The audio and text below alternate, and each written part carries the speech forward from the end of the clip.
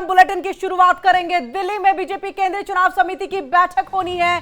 जम्मू कश्मीर पर BJP CWC की बैठक होगी और बैठक में जम्मू कश्मीर उम्मीदवारों की लिस्ट पर मंथन होगा। अब से कुछ ही देर के बाद ये बैठक जो है वो शुरू होगी, यानी कि थोड़ी ही देर में इस बैठक में सभी, यानी कि जेपी नड्डा की अध्यक्षता में सभी यहां पर जो बीजेपी के सीडब्ल्यूसी के सदस्य वो यहां पर मौजूद रहेंगे और बैठक में जम्मू कश्मीर उम्मीदवारों की लिस्ट पर यहां पर मंथन किया जाएगा। तो बैठक में जम्मू कश्मीर में क्योंकि चुनावी तारीख का ऐलान हो चुका है, बिगुल फूंक चुका है, शंखनाद हो चुका है और अब इसके बाद उम्मीदवारों की लिस्ट पर चर्चा शुरू हुई है। आपको बता दें तकरीबन हरियाणा में भी जो है 1 अक्टूबर को इसमें चुनाव होना है, लेकिन उससे पहले यहां पर उम्मीदवारों की लिस्ट तैयार की जा रही है। अभी तक जो जानकारी मिल रही है कि 300 उम्मीदवारों के नाम को यहां पर रखा गया है, जिसमें आज सीडब्ल्यूसी की इस बैठक में उसे रखा जाएगा सामने और उसके बाद इस बैठक में जेपी नड्डा की अध्यक्षता में बातचीत होगी और चर्चा होगी। और चलिए ज्यादा जानकारी के लिए हम सीधे रुक कर लेते हैं अपने संवाददाता रमन का, और वहीं हमारे साथ आयुषी भी जुड़ी हुई है पूरी जानकारी देने के लिए। रमन, सबसे पहले आपका रुख करेंगे क्योंकि बहुत ही महत्वपूर्ण यहाँ पर यह बैठक है, क्योंकि उम्मीदवारों के लिस्ट जो अभी आज पेश किए जाएंगे, कुछ नामों पर चर्चा चली है, तकरीबन 300 नाम जो है वो चर्चा में सामने आ रहे हैं। उनमें से चयनित किया जाएगा कि कौन बीजेपी की तरफ से चुनावी मैदान में होगा। हाँ किरण, बिल्कुल देखिए, जिस 16 तारीख को जब से इलेक्शन कमीशन ऑफ इंडिया की तरफ से जम्मू कश्मीर के विधानसभा चुनाव की तारीखों का ऐलान किया गया है, तब से ही जम्मू कश्मीर के अंदर जो गहमा गहमी है, चुनावी गहमा गहमी बहुत ज़्यादा तेज हो गई। अटकलों के बाजार बहुत ज़्यादा तेज चल रहे हैं। लगातार जो है वो हर पार्टी अपनी तैयारी तो कर ही रही थी, लेकिन इसके साथ साथ में अब उम्मीदवारों का चयन जो है वो सबसे ज़्यादा इंपॉर्टेंट हो जाता है। हमने देखा कि किस तरीके से सबसे पहले नेशनल कॉन्फ्रेंस के तरफ से कुछ उम्मीदवारों का नाम जो है वो तय किया गया। कांग्रेस और नेशनल कॉन्फ्रेंस का जो गठबंधन हुआ है उनका अभी स्पष्ट नहीं हो पाया है, लेकिन इसी बीच में आम आदमी पार्टी ने अपने जो है वो उम्मीदवारों के नाम की घोषणा कर दी है। गुलाम नबी आजाद की जो पार्टी है उन्होंने अपने आज 13 नामों की घोषणा जो है कर दी। सबसे ज़्यादा चर्चित जो है वो भारतीय जनता पार्टी की लिस्ट का है, क्योंकि पहले फेज में जो 18 तारीख को मतदान होना, 18 सितंबर को मतदान होना है, उसमें 24 विधानसभा सीटों पर जो है वो मत जो है वो डाले जाएंगे, वोट डाले जाएंगे। उनमें से 16 विधानसभा की सीटें जो हैं वो कश्मीर में, कश्मीर डिवीजन की हैं, जो साउथ कश्मीर का इलाका पड़ता है, और 8 विधानसभा की सीटें जो हैं वो जो चिनाब वैली का इलाका पड़ता है, जिसमें रामबन, डोडा और किश्तवाड़ का जो डिस्ट्रिक्ट है, ये 3 डिस्ट्रिक्ट में 8 विधानसभा की सीटें हैं। इनका सबसे ज़्यादा जो है वो चर्चा इस समय भारतीय जनता पार्टी के अंदर चल रही है। और जिस तरीके से 7 बजे का समय जो है वो रखा गया था, सेंट्रल इलेक्शन कमेटी की जो बैठक दिल्ली मुख्यालय में हो रही है भारतीय जनता पार्टी की, जिसकी अध्यक्षता खुद पार्टी के अध्यक्ष जेपी नड्डा करेंगे, उसमें प्रधानमंत्री नरेंद्र मोदी, गृह मंत्री अमित शाह, राजनाथ सिंह के साथ साथ में संगठन महामंत्री BL संतोष उसमें होंगे, जम्मू कश्मीर के प्रभारी राम माधव के साथ साथ में जी किशन रेड्डी और जम्मू कश्मीर के जो प्रदेश अध्यक्ष हैं रविंद्र रैना समेत तमाम वो लोग जो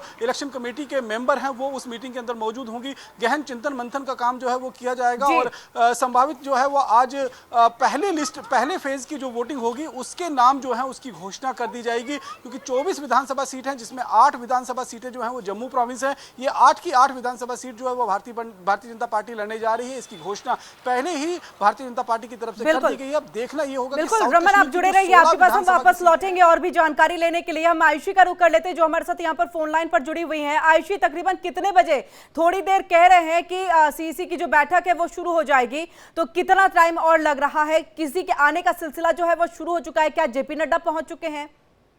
जी बिल्कुल, मैं अभी भाजपा मुख्यालय में ही मौजूद हूं और वक्त जो है वो 7:30 बजे का तय किया गया है, जिस वक्त सीईसी की बैठक शुरू होगी।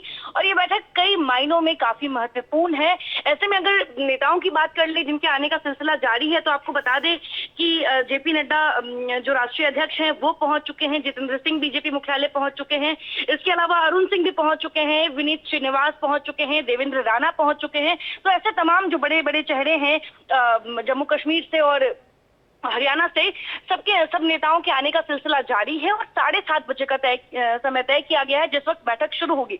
अगर इस बैठक की बात कर ले तो केंद्रीय चुनाव समिति की बैठक इन 2 राज्यों के चुनाव को मद्देनजर रखते हुए बेहद महत्वपूर्ण है।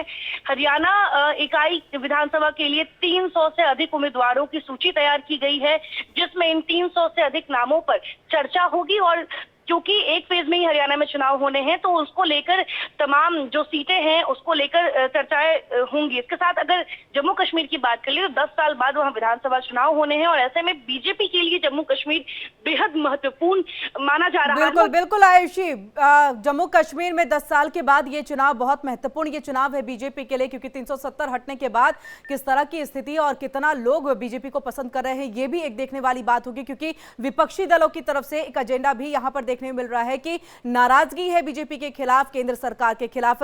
इसको लेकर के ज्यादा जानकारी के लिए हम सीधे रमन का रुख कर लेते हैं। आप हमारे साथ जुड़े रहिए आयुषी, आगे भी जानकारी के लिए वापस लौटेंगे आपके पास। रमन, जिस तरह से बात आयुषी ने भी कही कि बीजेपी के लिए जम्मू कश्मीर जीतना बहुत महत्वपूर्ण है, खास तौर से 370 हटने के बाद। अब आपसे यही जानना चाहेंगे, क्योंकि एक तरफ कांग्रेस है और कांग्रेस के साथ गठबंधन, क्योंकि नेशनल कॉन्फ्रेंस ने सीधे तौर पे कहा है कि हम गठबंधन में जो है चुनावी मैदान में उतरेंगे। इसके साथ बाकी और भी कई सारी पार्टियां हैं, रीजनल पार्टियां हैं जो चुनावी मैदान में है। बीजेपी के लिए कितनी बड़ी चुनौती है और उसको देखते हुए किन के नाम पर यहां पर मोहर लग सकती है? एक जानकारी जो अंदरूनी आ रही हो, आशंका और शंका जिस पे लग रही हो कि हाँ इनके नाम जो है वो आने के चांसेस ज्यादा दिख रहे हैं। किरण, देखिए बिल्कुल सही आपने कहा कि 10 साल के बाद जम्मू कश्मीर के अंदर विधानसभा चुनाव होने जा रहे हैं और धारा 370 खत्म होने के बाद ये पहला विधानसभा का चुनाव जो है वो जम्मू कश्मीर में होगा। तो आप ये समझ लीजिए बीजेपी के लिए करो या मरो जैसी स्थिति है। एक रेफरेंडम होगा बीजेपी के लिए कि जो धारा 370 को हटाने का फैसला भारतीय जनता पार्टी ने जम्मू कश्मीर से लिया था वो कितना सही उनके लिए साबित हो रहा है और जो जम्मू कश्मीर की जनता है उसके गले कितना उतरा है वो इस विधानसभा चुनाव में जो है वो कहीं ना कहीं नजर आएगा। अगर हम लोकसभा चुनाव की बात करें तो इसमें जम्मू प्रोविंस की 2 लोकसभा की सीटों में जिस पर पहले भी भारतीय जनता पार्टी का कब्जा था उस पर कब्जा दोहराने में जरूर कामयाबी मिली है। और उस लोकसभा चुनाव में जितनी विधानसभा सीटें बीच में आती हैं उनमें 36 विधानसभा यानी कि 43 विधानसभा सीटों में से 36 विधानसभा सीटें ऐसी थी जहां पर भारतीय जनता पार्टी को बहुमत मिला था। यानी कि अगर उस समय इलेक्शन होता तो उस समय भारतीय जनता पार्टी को 36 सीटें जो है विधानसभा की मिल जाती। लेकिन अब समीकरण जो है वो विधानसभा चुनाव को लेकर है।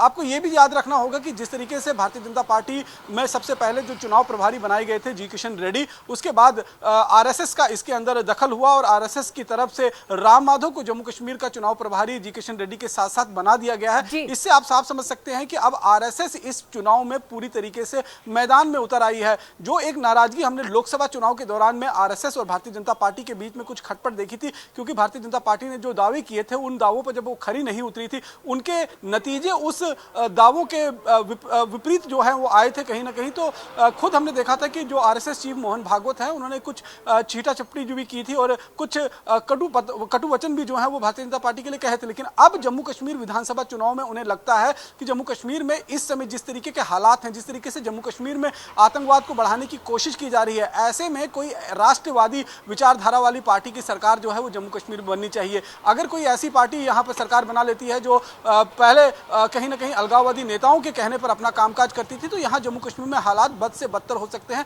हालात और ज्यादा बिगड़ सकते हैं। लेकिन इसीलिए आरएसएस ने अपना अनकंडीशनल सपोर्ट कहीं ना कहीं राम माधव के रूप में भारतीय जनता पार्टी को दिया है और अब कहीं ना कहीं जो टिकट बंटवारा होगा उसमें भी आरएसएस का बहुत दखल होगा। जो हमारे पास जानकारी मिल रही है उसके मुताबिक इस बार करीबन हम ये कह सकते हैं कि 50 से 60% नए चेहरे आपको देखने को मिल सकते हैं।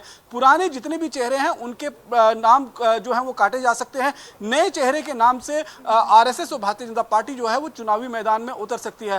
हालांकि अब समय बहुत ज्यादा बचा नहीं है, आज रात तक जो है वो पहली लिस्ट जारी हो जाएगी, उसी में आपको संकेत मिलना शुरू हो जाएगा कि आखिरकार भारतीय जनता पार्टी किस रणनीति और किस विचारधारा के साथ। बिल्कुल रमन, यहाँ पर रणनीति स्ट्रैटेजी बहुत महत्वपूर्ण है, खासतौर से जम्मू कश्मीर को जीतने के लिए। तो वहीं हरियाणा भी कहीं ना कहीं अब बहुत चुनौती जो है वो बीजेपी के लिए बनती हुई दिखाई दे रही है। वहां चुनावी मैदान में क्या कुछ होगी तस्वीरें, इसके लिए हम एक बार आयुषी का रुख कर लेते हैं। रमन जुड़े रहिए हमारे साथ।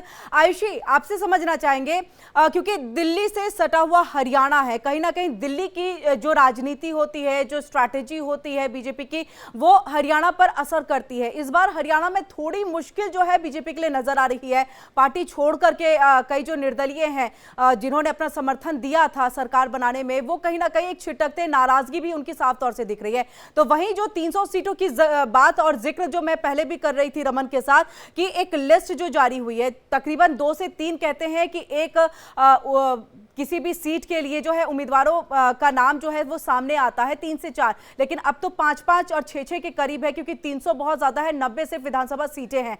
कितनी मुश्किलें यहाँ पर बीजेपी को एक तो उम्मीदवारों के चयन में और खास तौर पे वापस से तीसरे कार्यकाल को लाने में।